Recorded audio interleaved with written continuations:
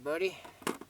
Today is August 27th. It's about 9:20 a.m. I've been up since before sunrise, so I got up at about 5:50 a.m. Took Malaki on his walk, went and got breakfast, and then pretty much just drove straight up here into the mountains and found a spot where I could speak. And my goal is to speak for probably about 2 or 3 hours today. If I can go longer, that'd be great. But if not, it's not a big deal. Right now I'm really only able to talk as long as my vocal cords agree with me. You know, it seems about between 2 and 3 hours. I can feel my vocal cords starting to hurt, and my voice starts getting raspy. Even drinking water doesn't really help. It's kind of usually like a sign that I need to stop talking. If you've noticed it in other segments, there's times when my voice starts getting kind of raspy. I've mentioned this already. But I got water next to me. So, as of today, I have 4 videos scheduled. Well, 3 videos now, because one went live yesterday. But my last recording was on Sunday. Yesterday, Monday, I spent yesterday and Sunday evening getting all the footage assembled, and then I watched them, got them reviewed, and then ended up spending about 5 to 6 hours at the library altogether, getting 4 hours of video uploaded. 4 different episodes. And my goal is to share one video each day, 5 days, at least 5 days per week. It might end up being 7 days per week, but at the same time every day. So wherever you're at in the country, my intention is to share videos at 4:30 Pacific Standard Time, and it'd be 5:30 Wyoming time. Would that be like 6:30 East Coast time, I think, or either 6 or 7:30 East Coast time.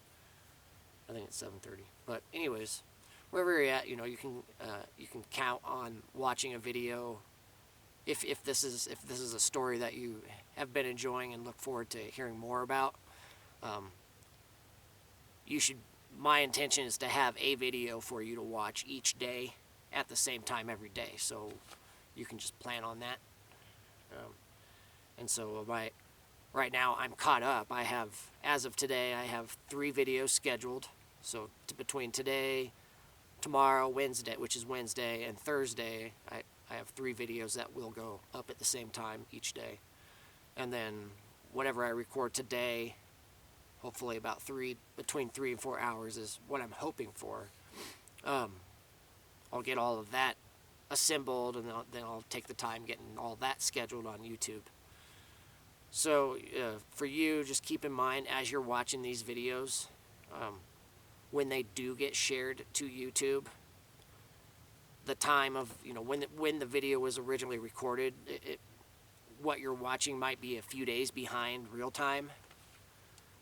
So as far as where I'm at, I can have things happening around me,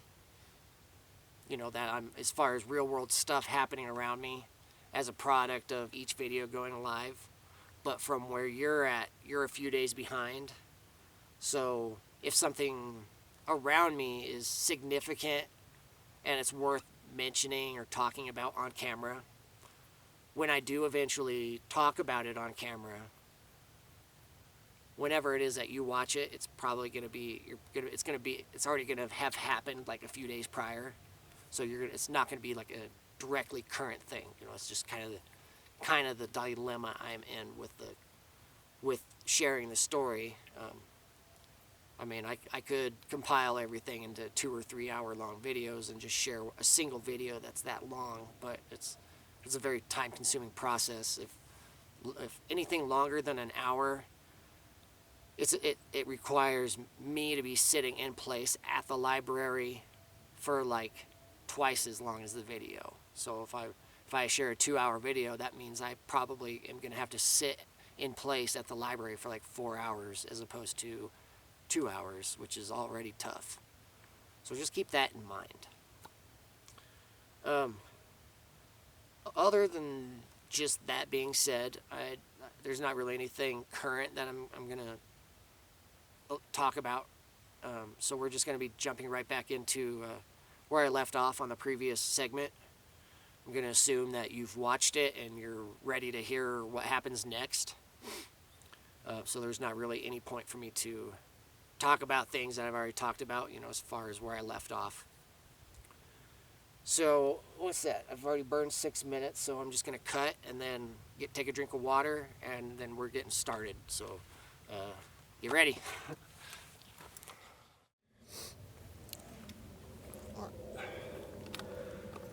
From what I remember, I left off on the last segment. I was saying that I was getting in my Milwaukee, I got Milwaukee in the van.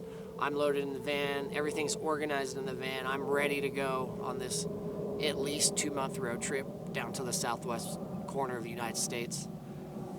So I'm rolling out of Madras, right? It's, I think it's probably middle of the afternoon. I'm guessing like probably around 11 a.m. to 12 p.m. I believe that was around the time of day I left Madras.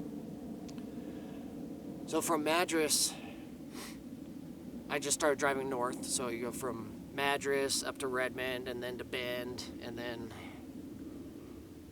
I forget which way. I think then I went to I can't remember if I went towards Lapine or down towards Burns. I can't as far as that. I think it was down towards Lapine, but I just kept driving south for a while.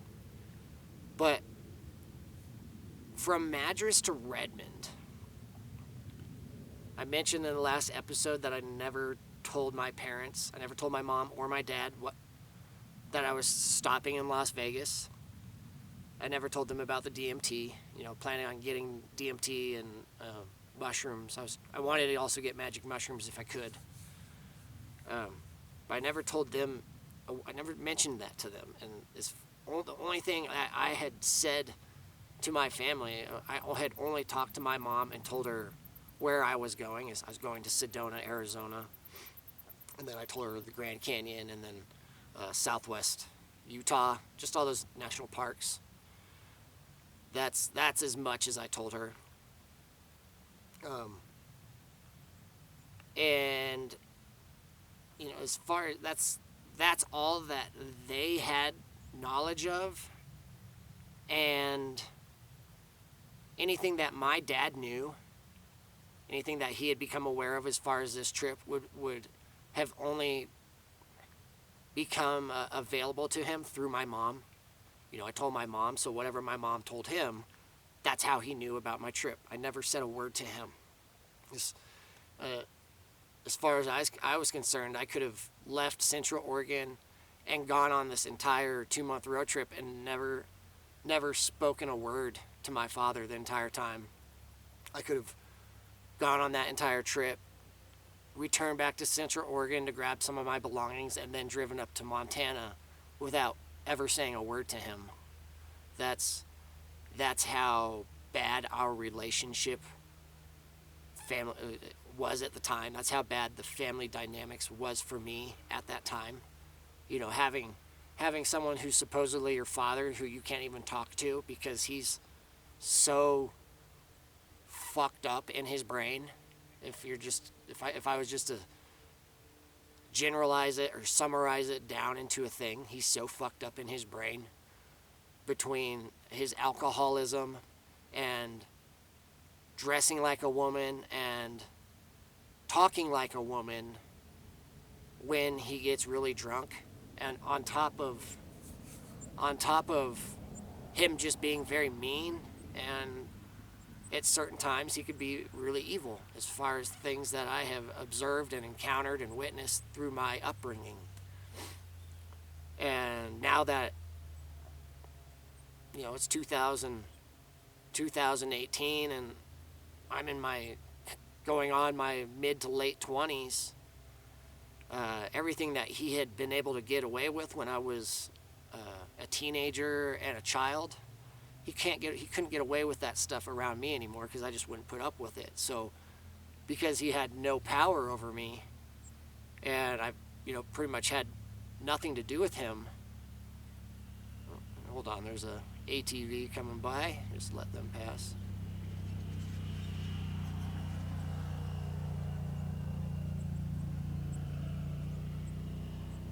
Um, Considering, I essentially getting into the prime of my life, as far as me coming in, finding myself and becoming confident in myself,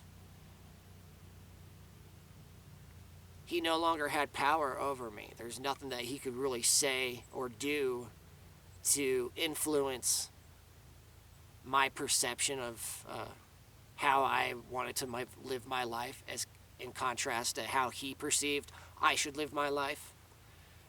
There's nothing that he could do to influence me at that stage in my life, and then fast forward, there's nothing he's been able to do, and so a lot of the bad things that have happened to me as where he's directly involved, it's because he's lost control of me, and now the only thing he can do is lie to my face, try and manipulate me,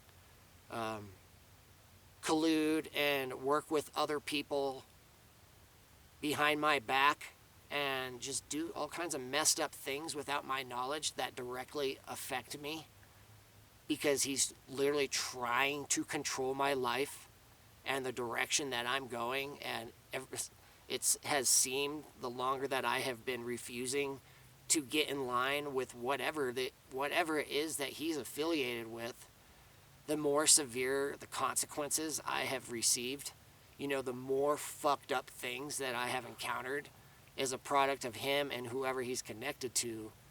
It's just escalating. They're getting angrier and angrier and angrier as I'm finding myself and learning the truth about this world. And they were wanting to control me and bring me into their club, whatever it is that they are. But once that was off the table, where I was like, fuck, like, whatever you guys are tied to, like, hell no, you guys are bad, you guys are evil, you're criminals, you belong in prison. When that was off the table, then it became this other thing where they've just been trying to sabotage me and steal my life and destroy my life, try to provoke me to suicide, or end up provoking me to violence, which would result in me going into prison or a state mental hospital. This is what I've been dealing with for a while. And by mentioning all of this, these are things that it's important for you to know, just background information you need to know, because the story's going now. So what I just described, I wasn't aware of my dad's involvement or allegiance to anything at that time, but in 2018, before going to Vegas, everything that had happened before then, as far as my relationship between a son and a father, I wanted nothing to do with him. That's how bad it was. I'd pretty much cut all communication from him. I would not talk to him anymore. I just want nothing to do with his negative attitude and his bad viewpoints on life. I mean, not only is his attitude really shitty, he's my dad's super fucking racist. Like, he's very racist. The things I've heard him say about people of different color, people of different ethnicities, it's like, wow, man, you really feel that way? And then from my shoes, like, I'm almost blind to skin color. Like, a person's skin color does not define, from my perspective, a person's skin color does not define them as someone that's a good person or a bad person just because of the shade of the pigment of their skin. Big deal. I've met a lot of really nice people of different skin colors, and I've met a lot of really bad people of white skin colors. And it goes just the same. There's just as many good people with white skin color, just as much as there's a lot of bad people of different skin color. Has nothing to do with race or ethnicity. It's just being a shitty person or a good person. It's just a matter if you have morals or if you don't have morals. It just depends if you believe in your spirit or you don't believe in your spirit, and this applies across the entire earth. People that are good and people that are bad has literally has nothing to do with your skin color, and people that think it is, you're probably just brainwashed to some capacity. Um, so yeah, with this story, I'm leaving Madras and I'm driving through Redmond, right? Driving to Redmond. I'm just leaving, just beginning this. It's going to take me like 4 days to drive to Sedona, right? Get all the way down to Arizona. I mean, I wasn't planning on driving nonstop without camping and sleeping and stuff, so it was going to take about 4 days to get there. I wasn't going to be any rush. And considering I had not talked to my parents, I didn't even tell them. I don't even believe I told my mom that I was leaving Central Oregon. I was just leaving without talking to anybody. But as I'm driving into Redmond, as I'm getting into town, there's an area called Cinder Butte. So it's like as you're just coming into Redmond, you got to pass over this area called Cinder Butte. It's kind of like, it's like a big hill. Just as I'm coming into Redmond, coming over the top of Cinder Butte, or around Cinder Butte, all of a sudden I get a phone call and it's my dad. Well, that's weird. You know, my dad never calls me. But I answered it. You know, this would be the first time him and I have talked for over a month, since before I did all that house sitting in Madras for the Christmas light owner. So he's calling me. I'm weirded out by that, but I answer anyway. And I can't remember, I mean, as far as verbatim what he said, I can't remember what he said verbatim, so I'm just going to tell you the general conversation that we had. My dad called, and he started telling me that he didn't want me to go on this trip, this road trip that I was taking.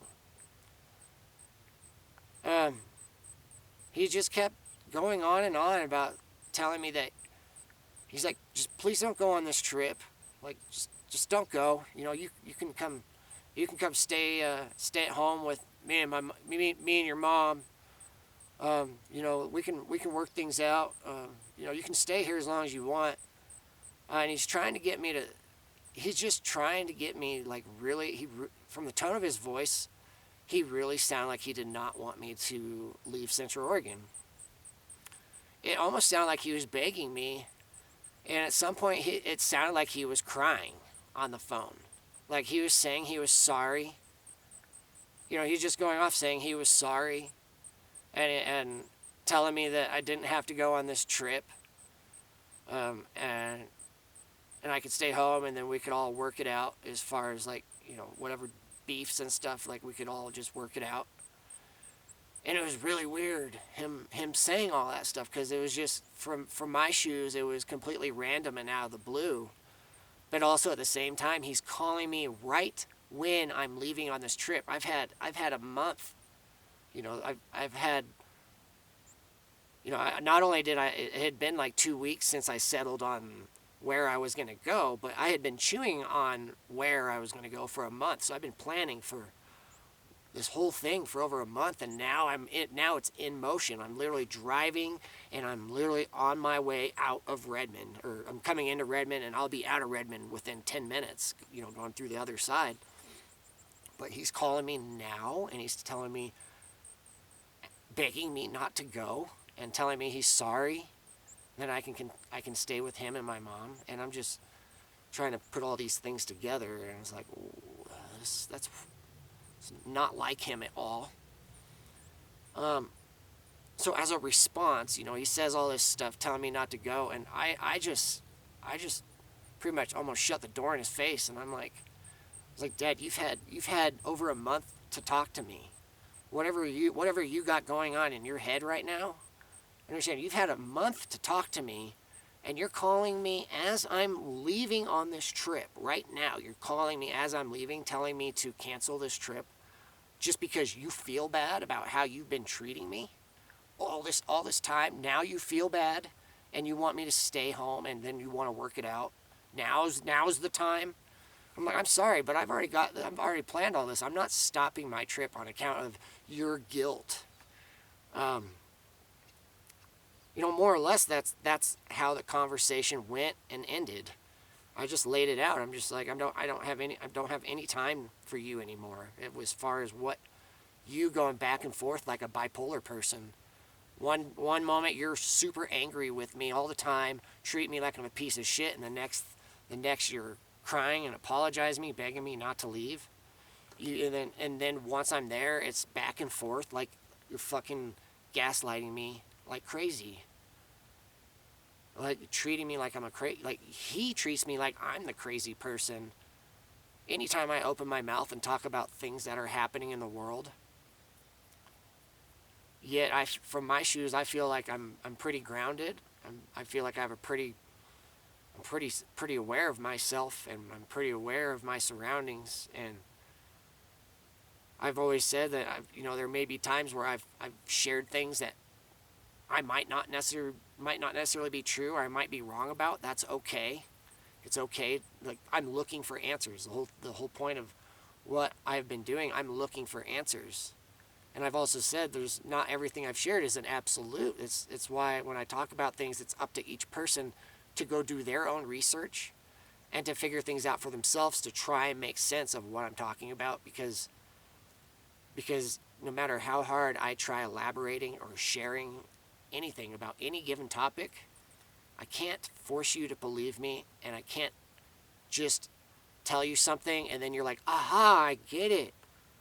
No, it's you have to learn certain ideas and concepts and become aware of something, and then you have to figure it out for yourself, where you have your own revelations. That's how you truly learn, is by practicing what you learn, applying what you learn, not just hearing something and then just like, aha, okay, I got it. No, you got to apply it. And with what was going on this phone call, with my dad calling me and begging me to stay home, all I saw it was that he's just back and forth. He doesn't apply anything that he says, and I don't have time for it, and so I shut that door on his face. Like, essentially, I just told him I'm done with your shit. And then I hung up. When he called me and had this conversation, my mom was not at the house. She had gone to like an arts and crafts convention, like a convention or a class, like a class where a whole bunch of people come together and they're holding they just do arts and crafts together. But she, from what I remember, her and one of her friends had driven. This is the day that I'm leaving, right? This is the day that I'm leaving Central Oregon. Coincidentally, she had met up with a friend, and then they drove like to the Ochiko Mountains for an overnight class, supposedly, arts and crafts, where it's just a bunch of older women like her, and that all they do, just make arts and crafts, and then they just stay. Then I don't know if they were staying at a hotel or cabins or something, but she was not in Central Oregon when I was leaving Central Oregon when my dad called me. Okay, so whatever he was dealing with, she wasn't at the house at the time. So she wasn't, as far as I know, she wasn't aware of whatever he had going on at the house when he decided to call me. He could have been talking to people. People could have been at the house or had visited the house earlier and talked to him. I don't know. I'm just saying something was going on while he was alone, which motivated him to call me. He was up to something. So fast forward a few hours, like I just kept driving through Oregon, and I drove, because it's February, because it's the end of February, it gets dark early, so it's usually dark by like 5 p.m. But I drove all the way until until dark, just until about sunset, which is when I arrived in this tiny little agriculture community in somewhere in the southeast corner of Oregon. My timer's about out, so I gotta reset the clock real quick.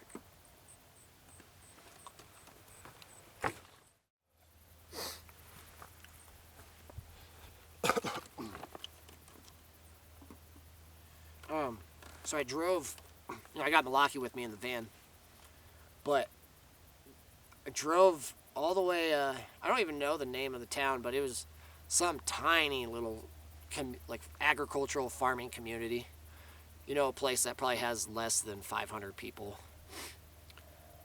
But I drove all the way until dark, which is where I arrived in that town, and I ended up parking the van in the parking lot of some church. Some Christian church. No vehicles there. I just park in the very middle of the parking lot.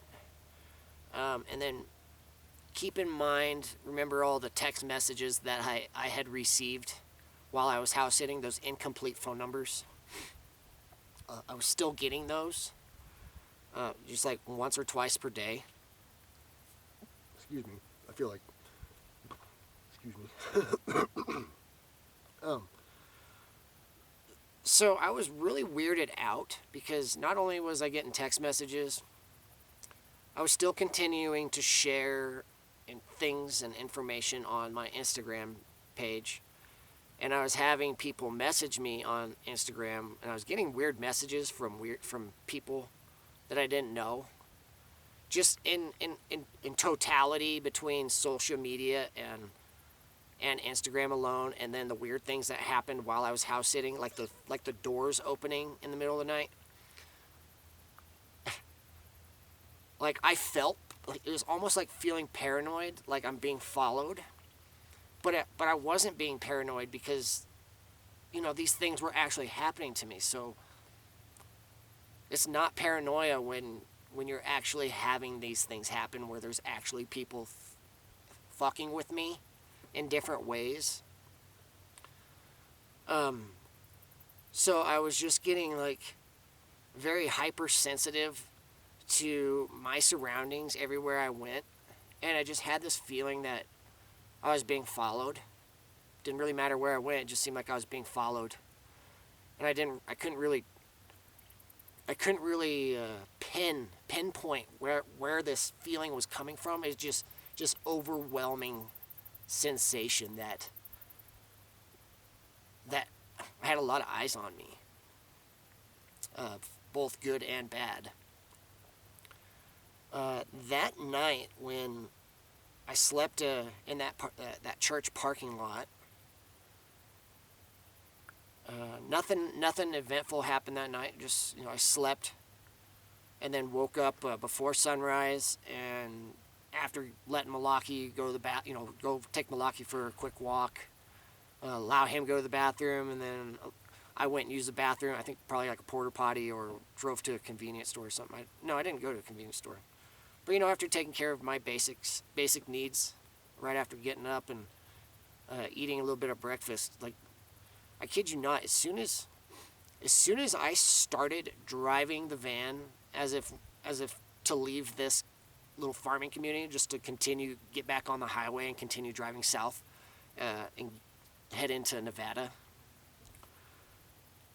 I kid you not, within 5 minutes of firing up the van and just starting to drive, I got a text message on my phone. So I open my phone and look at it, and it's one of those incomplete numbers, right? And all that the message is GPS coordinates. Well, that's weird. That's a different one. GPS coordinates. So I grab a piece of paper and I write all the GPS coordinates down. And then I close my text message and open the internet browser, and I get on Google and I type in those GPS coordinates and then search, and then Google Maps pops up and it pins that coordinate, and guess where it was? Initially I thought it was going to be my position, And I can't remember if I replied. I think I replied back before I looked up the coordinates. I got this text message showing coordinates. And I replied back and I said like, oh, what, you know where I'm at right now. The big surprise, like, for all I know, you already know everything. Big whoop, And so I'm just like, they say they sent this GPS to try threatening me or scare me, and I just replied back in a way that's like, big whoop. I'm already aware that you already know everything. But I thought the GPS coordinates was going to be my position. Instead, when I searched Google Maps, it was my parents' house. It was my dad. It was where my dad was at. So I got this message, and at that point in time, it meant that my dad was home alone, and whoever sent that message knew that's where my parents live. And then while this was happening, my mom was supposedly on an arts and crafts class convention or something. It was just like a 2 or 3 day long thing that's like like 2 hours away from where they live. But my dad's home alone. Oh, here comes Overwatch. Hold on, I gotta get the camera. Here he comes. He's coming nice and slow. Here he comes. Here he comes.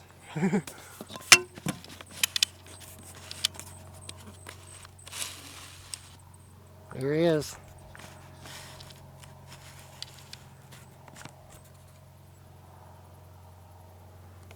Flying by nice and slow.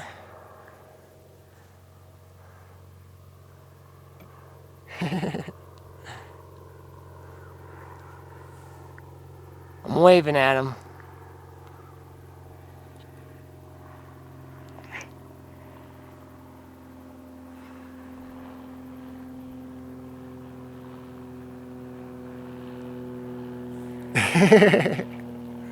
That's so funny.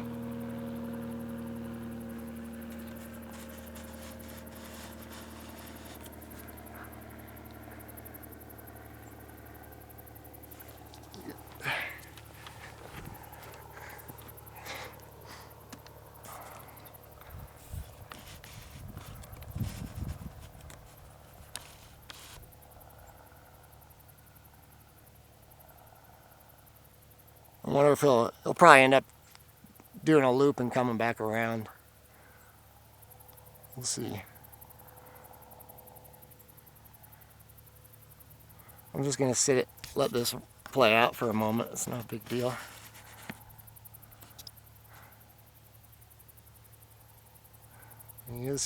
He is turning. We'll see if he. Sometimes when they fly over, they'll go out a little ways and then they just do one big loop and they fly right back overhead. So it wouldn't surprise me if that's what he does. Except I lost him on camera. Damn it. Where'd you go? Oh, there he is.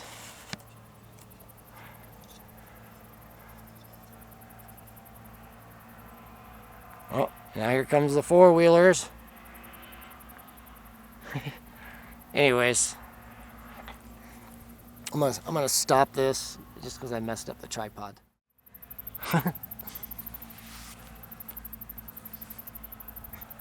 It's so funny. Sometimes it's so obvious. I did hit record, right? Sometimes it's so obvious when I have Overwatch flying over. Sometimes they just pass over once, just kind of like a hey, like hey, let me know that they're out and about. But other times, I'll have planes just like a aircraft similar to that.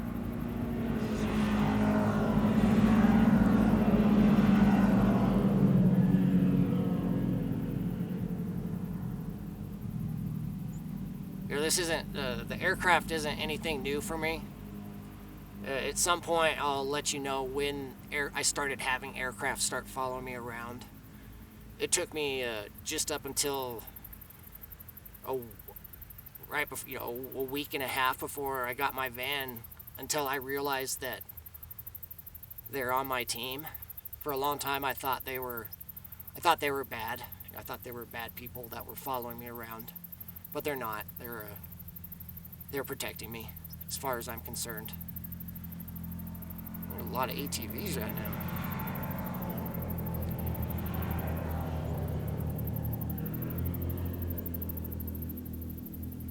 That's a lot of ATVs.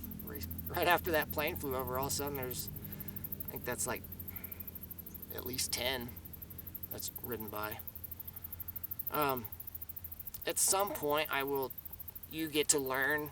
When I met a guy who enlightened me about the aircraft, and he told me who they are. This was before my arrest, so I've been aware of the aircraft for a long time. And since I was released from my incarceration, the aircraft have always been around me.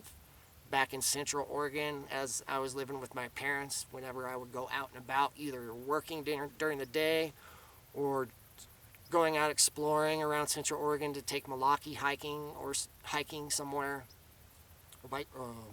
hiking or riding my bike. The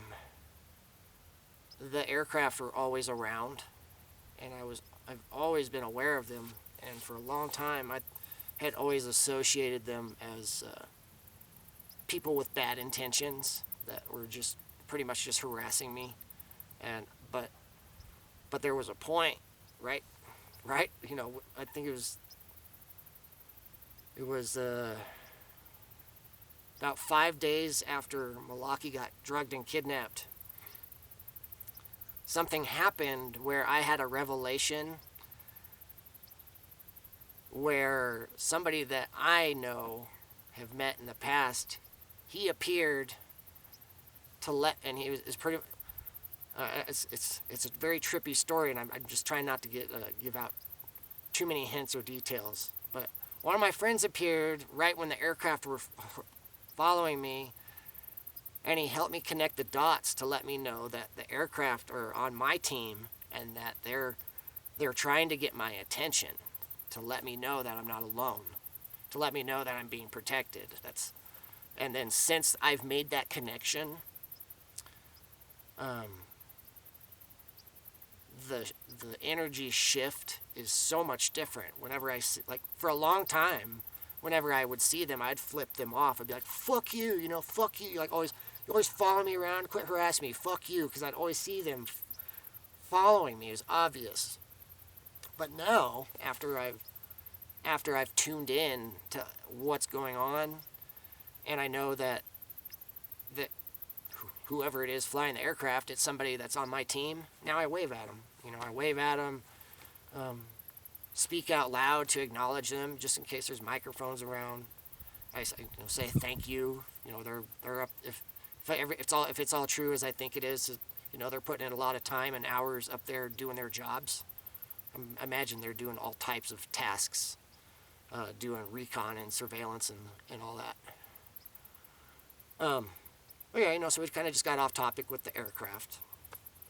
If you think about the timing, it's not a coincidence. Just think about what I was just talking about right when that aircraft showed up. I talked about getting a text message with my with GPS coordinates. That's what I was just talking about, and then the aircraft just comes in really low and slow, and they're just making their appearance. So as I'm speaking and sharing this, for all I know, they're listening. They can hear everything that I'm saying as I'm saying it. And then if I have friends nearby, they can make appearances as I'm talking. So at some point when you see me look around or see something, I can grab my camera and show you. Yeah, they're just kind of, hey, you guys, look, they actually are over here. If you think about the videos I've shared with the air, I think it was, it's going to be segment 10. At the end of segment 10, I shared some of the stock footage that I recorded with my Nikon P1000. So I recorded the aircraft flying over, and then I recorded those people sitting on the hillside watching me from a long ways away. So those are just, my friends are making their appearance because they know I have my camera, and I can just record them real quick, and then I can include that footage into the video. Kind of like that, to validate some of the things that I'm talking about, letting you know that yeah, the things that I'm sharing are a possibility, and it's just a matter if you hang around long enough to hear the whole story, and then you're going to put it all together. And then also in the same time, if the bad guys are watching this, it's for me, it's comical because like, hey, there's my friend flying in his airplane. There he is again, in a different place, different location, different day. I got my camera. Oh, there's my friend again with the airplane. And you're a bad guy and you're watching this, like, and you're starting to realize, oh shit, Brandon is surrounded by friends. How are you guys gonna get to me if I'm telling you that everything that you're doing is being watched and monitored? Your phones, computers, your physical location, everything you're doing, it's all being monitored. And then my position, I'm constantly surrounded by people who are watching my back. How are you guys going to get to me? How are you guys going to stop me from sharing this story? So, it's funny for me because I'm just taunting you guys, the bad guys. Bring it on. I'm right here. Sitting out here in the open. All you got to do is just drive up the mountain. One-way road. You just got to drive 30 fucking miles from town alone, and then that is if you can even make it to Jackson. But wherever you're coming from, you still got to drive through the mountains to even get to Jackson, and then you got to drive into the mountains to get to me. So how do you know you're not being watched every step of the way, and just an accident happens to your vehicle and you crash? You accidentally crash your car. Freak accident. Is that something that you guys are confident and think that you can catch me, capture me, and then what? If you capture me, then what? Torture me? I'm already not scared of death, so I don't know what you guys want to do with me once you do capture me, because I already know what you guys' intentions are. So yeah, I kind of just got distracted again. But I'm gonna pause this, and we're gonna start over with a new timer.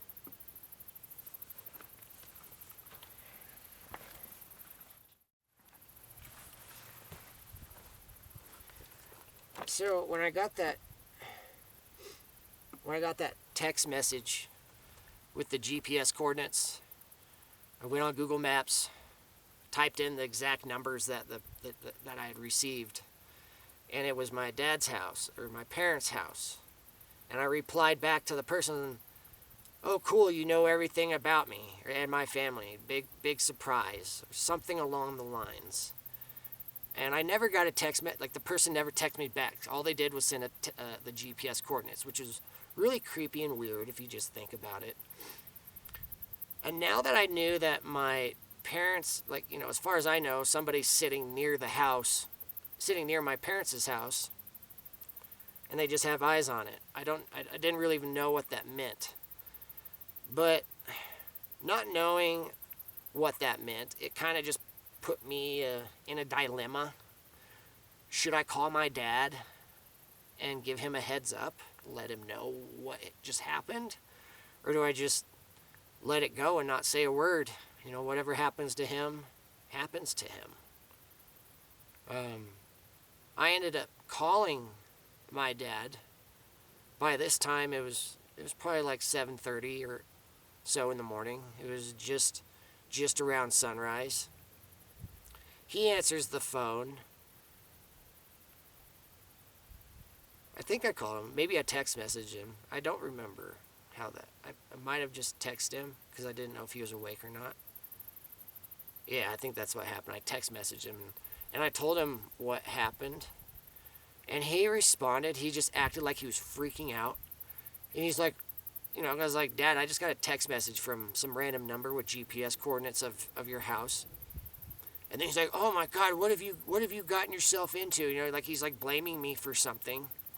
And I don't know what blame me for what? What have I done? Other than sharing stuff on Instagram, which it's not a crime. For freedom of speech is not a crime. As far as I was concerned, I could share whatever I want on Instagram because I'm sharing everything that I am with honest intent, and I'm not trying to mislead anybody. So as far as I know, I'm not committing any crimes by sharing what I am on Instagram, what I have been on Instagram. But he's like, "Oh, what have you gotten yourself into?" And Um, and then he's like asking, he's like, should I call the police? Do I need to call the police? Do I need to buy a gun? Like, talking about all these extreme things. Like, and I'm like, I don't know. I don't even know what the text message mean. I just know I got a random text message with GPS coordinates of your house. And that's as far as our conversation went between my dad and I. I just gave him a heads up. And I just told him, I was like, I don't know who it is, but as far as where you're at, just pay attention and be vigilant. If anything weird's going on, just, be aware. You just don't be distracted, more or less. And that's all I said to him. From that point forward, it was I just kept driving south. I kept driving into Nevada, and I believe it took me 3 days and 2 nights to get all the way to Las Vegas from Oregon. And through this distance that I traveled, it's February, so it's winter time. The roads were mostly good. I didn't have any issues driving. Never had. There was only snow on the road on the road itself a few different times, and never had issues covering that distance. And then the further south I went, it gradually started getting a little bit warmer. And then eventually it was like, once you get to southern Nevada, it's like it wasn't even like it was wintertime. It was still, it seemed like spring was right around the corner. But as I was driving to Las Vegas, as I was getting closer and closer and closer, I had gotten Honeyman Dan. That's who I was meeting in Las Vegas. He had given me his phone number. And so at some point we started texting each other as I was getting closer. I was just updating him about my position as I was getting there, just so remember I had at the time I had no idea that Honeyman Dan was a bad person. I had no idea that he was connected to anything. He was just a random person that I was meeting and stopping to meet to get some DMT and mushrooms, and then I was going to be on my way to Sedona.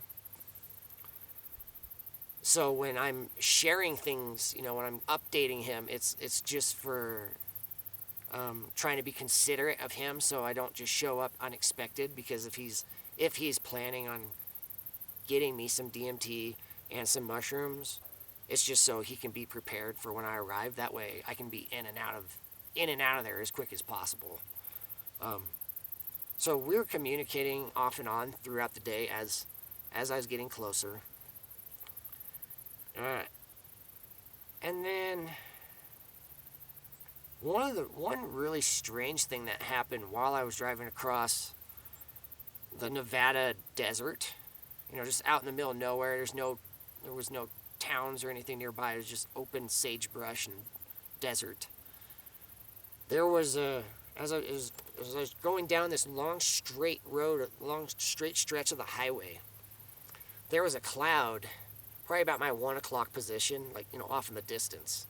There was a cloud that apparated in front of me, and it literally took on the face, like a clear, detailed image of a man's face, and it looked like the devil's face.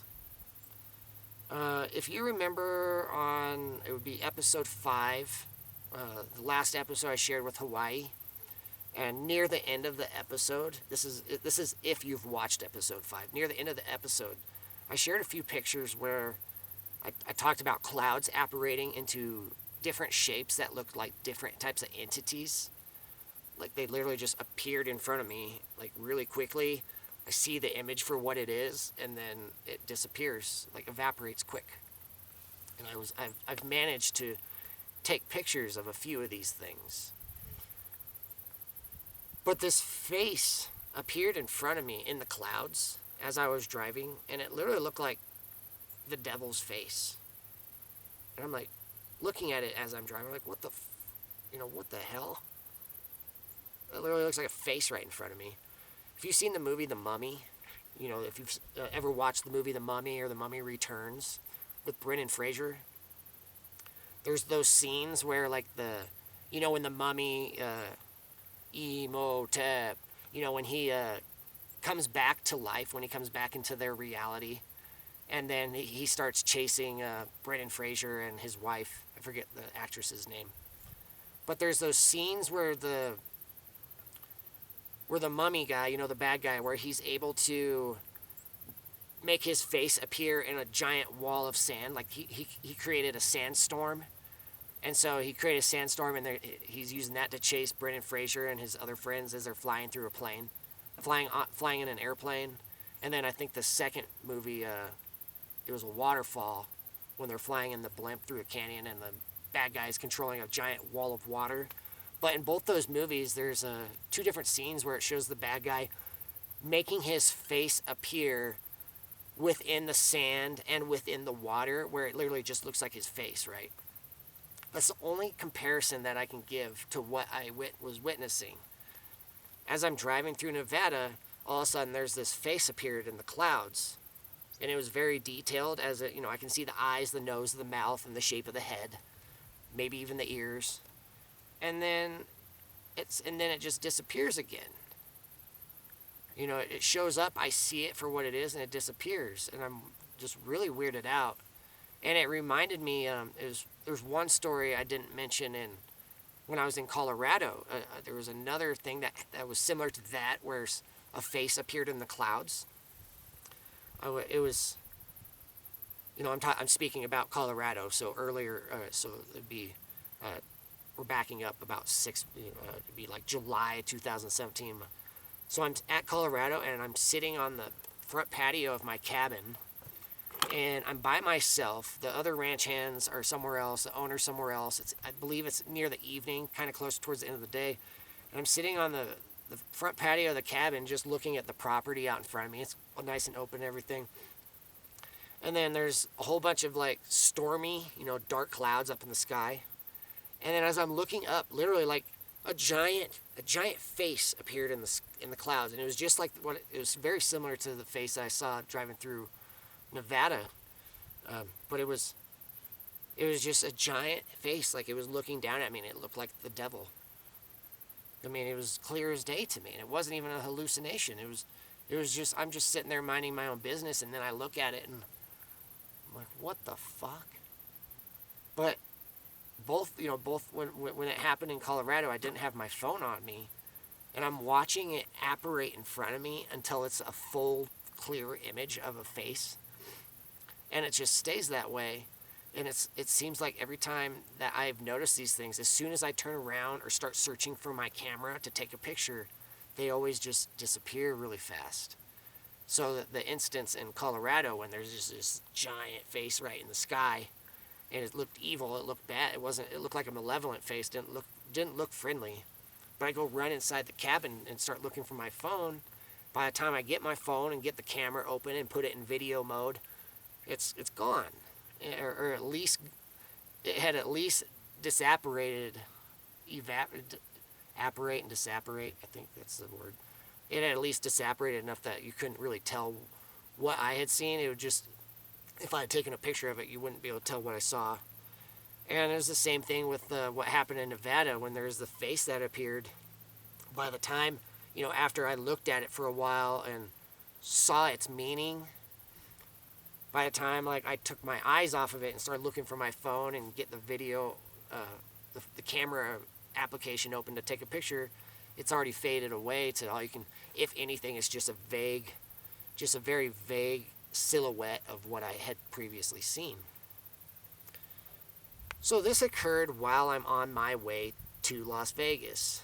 First the GPS coordinates, then the next day the clouds. The cloud in the sky with the face. It was just equally weird. And that night, so it'd be my second night since I had left Oregon. So I told you it was like 3 days and 2 nights of driving before I was in Las Vegas. So my second night, where was I? Yeah, when I stopped driving. Eventually, when I stopped driving that night around sunset, because I was feeling like I was getting followed everywhere I went, and I felt like I was getting fucked with all the time. I was getting sick of it, I was just sick of it. It just felt like something was just pestering me all the time. Just this hidden energy, just always on my butt, just picking at me in different ways. Why? I don't know, but that's how I felt. At some point that evening, I got on Instagram and I wrote a very long, detailed message. And I posted a picture, but I don't remember what it was that the picture was, but my message is what was most important. And I literally called out whoever it was that was doing this to me. There's somebody orchestrating all of this, organizing all of it.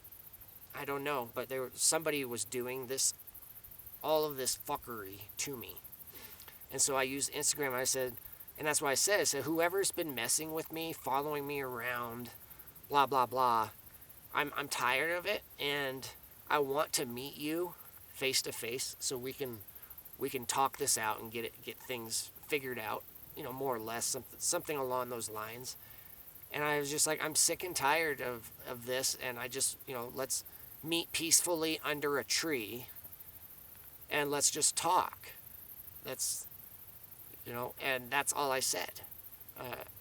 I don't remember verbatim, but that's the whole of the message, was just saying I'm tired of being followed around and fucked with, and whoever's responsible for it, whoever's doing it, let's meet up. Let's have a conversation. Clearly you have an issue with me, and we need to get it figured out.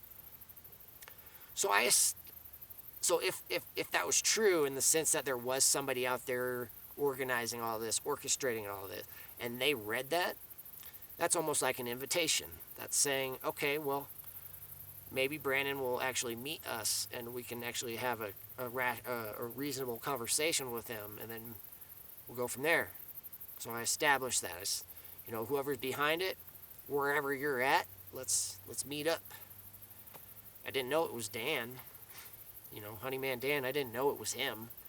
I had a feeling it might have been, but my intuition was kind of just hinting at that he might be the person. But there's no way for me to prove it. I never even met the guy before. So that was established. And then the next day, so it'd be the third day of driving. It wouldn't be until probably about 1 or 2 p.m. when I finally made it to Las Vegas area. When I was just getting into Las Vegas, like an hour before I was to Las Vegas area, I started messaging Dan and letting him know I was almost there. And I told him I was going to stop somewhere first and get some food to eat, like get some lunch, because I'd been driving all day and I was hungry. And he's just like, oh yeah, take your time, no big deal, just get here when you get here. Cool, I will take my time. I'm in no rush. And then he asked me what all I wanted to buy from him, as far as drugs. And I told him, I was like, well, I only want to get, like a gram of DMT, or a gram or two. I think I just told him a gram of DMT. And then I asked for like an ounce or two of magic mushrooms, if that's possible. And he's like, oh yeah, no problem. And then he said that I think he said he needed to go to his friend's house to go get it all. He said, I think he said his friend didn't live far, and he's gonna go pick it all up, and he'll have it ready for me when I get there. Cool, right on. It means I won't really have to wait around on him, or be there any longer than I need to. That's my mindset. And then, but at some point I was just having a bad feeling. I think just overall, with everything that I had experienced, I just had a bad feeling about everything. It just seemed like something was right around the corner. There's an ATV coming.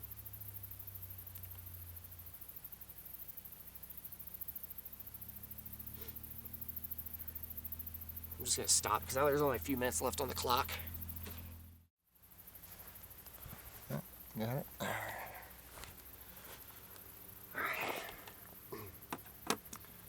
So I just had this bad feeling as I was getting closer and closer to the address that Dan had given me. I just had a bad feeling. He didn't live. He didn't live directly in Las Vegas. He lived in Henderson, which is, I believe, it's just east. It's like a suburb of Las Vegas, and it's east, not far, about 15 minutes from on the freeway. And he lived. The address that he given me was off a road called Lamb, like a sheep, off Lamb Street. And he lived at the end of a cul-de-sac. The very back corner of some cul-de-sac. And as I was getting closer and closer, my intuition was telling me that this might be a trap, that everything that I was planning might not be as it appears, might not transpire as I have planned. When I eventually arrived to his address, I turn off the main road, drive into this little neighborhood, turn on the road, and then I'm driving towards the cul-de-sac. It's like a dead end.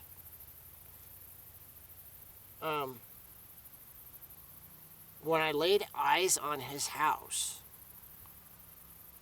there's no cars, no trucks parked in the driveway, but on the back side of his house, like there's a fence, like his house, and then there's a space between his house and the fence, and it's wide enough to accommodate a vehicle.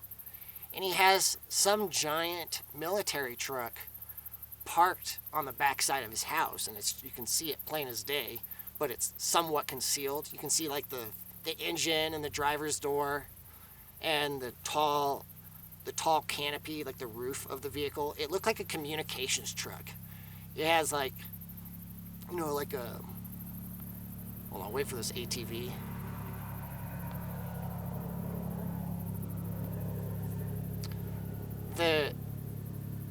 The truck was all camouflaged. It had its front axle, the driver's axle.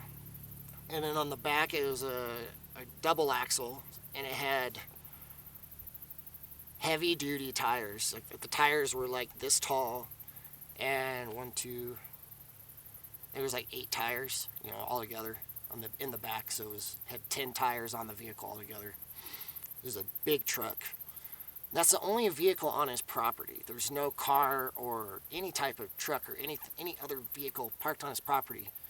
And then, so that's kind of weird. There's, considering where I was driving, I was really sketched out because it's Las Vegas. It's a very sketchy place. I'd been to Las Vegas one time before on a bachelor party back in like 2012 or something. So I had been there.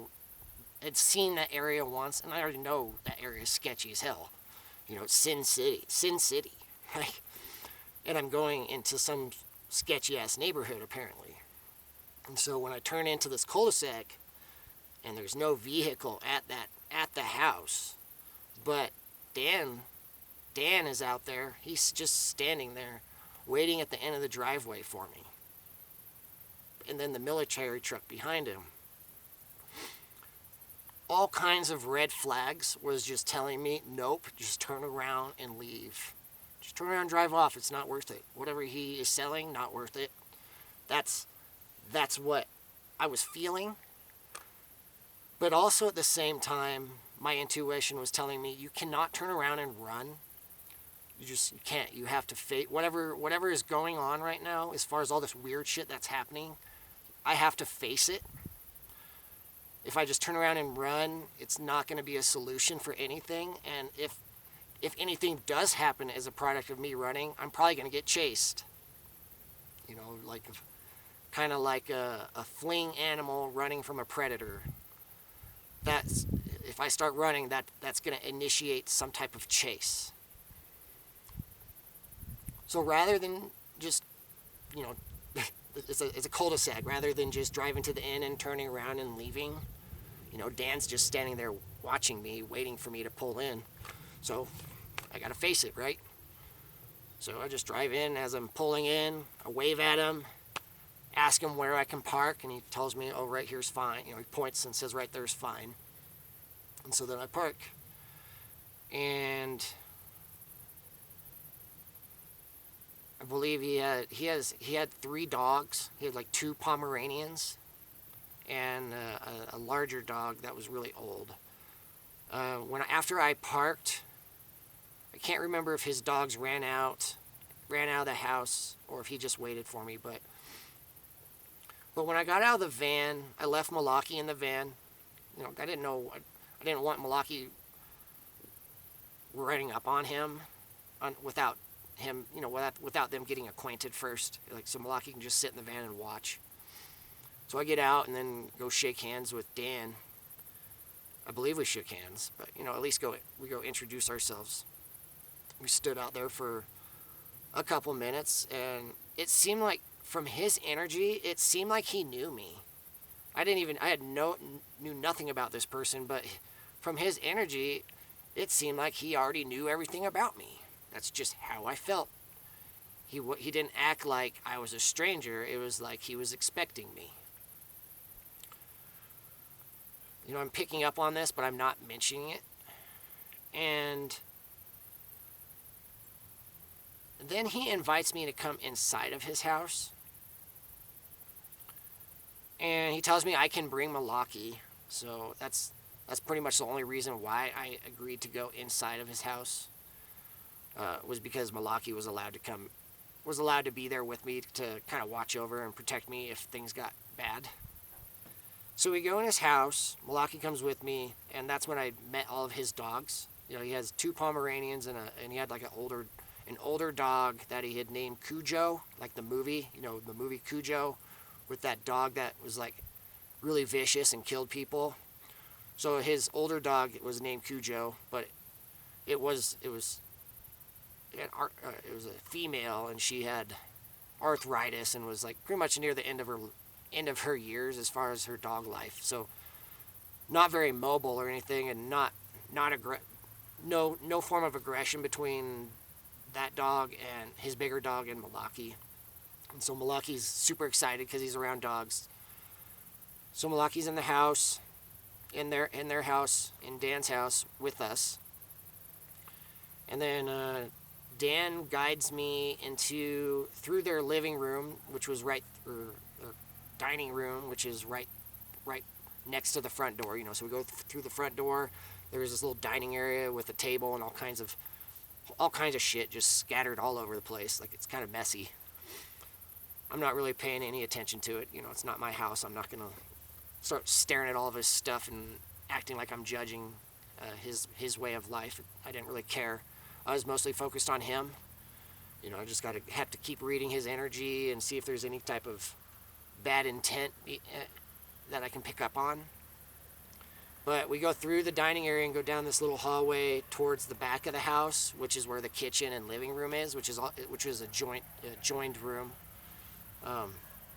Just like one big room, like if you're split down middle, like half of it's the living room with couches, a little table, and then there's the kitchen with a center island.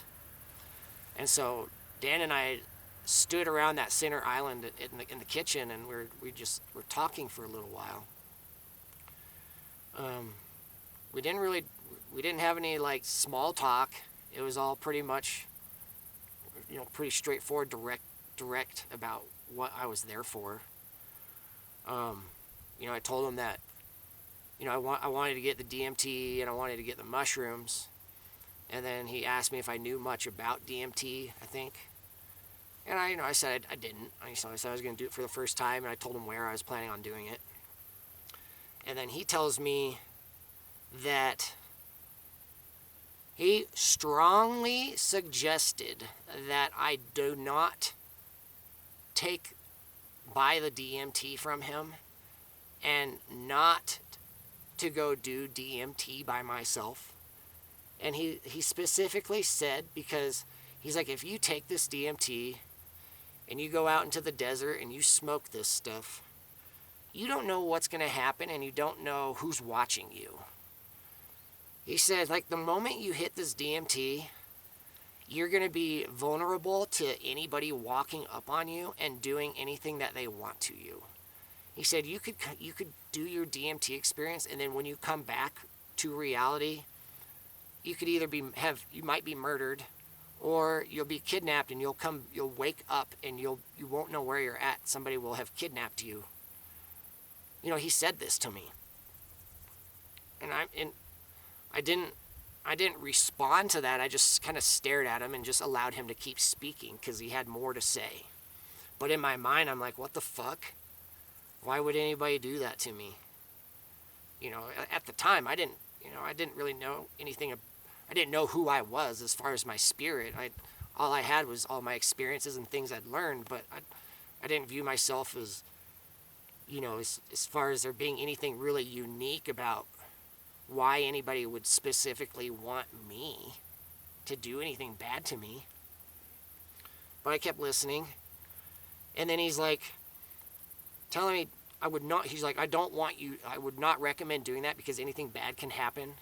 But he's like, but if you want, Brandon, you can do it here. You can do it at my house and you'll be safe and nobody will do anything. Nothing bad will happen to you. And he's like, I promise, like you're welcome to do your first DMT right here. And he just kept emphasizing that that nobody would fuck with me if I agreed to it. And because of what I was feeling about the big picture, feeling like I pretty much felt like I was at the end of the line. I felt like if I said no, if I said no, I just want to buy the DMT and I'm going to do it on my own.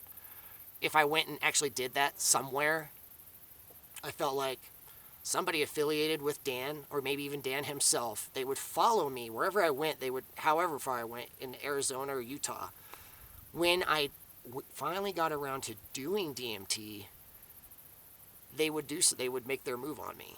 That's what I felt like. So that wasn't really an option for me because he kind of established. And then I also felt if I just said, I don't want DMT and I'm not going to buy anything for you, if I just end up turning around walking out of the house, who's to say as I'm walking out of the house that he doesn't just come cut my throat from behind or put some type of chloroform or something over my mouth and knock me unconscious or something, and then I wake up somewhere else, subdued and restrained, and that's it. Or it could have been any kind of bad scenario.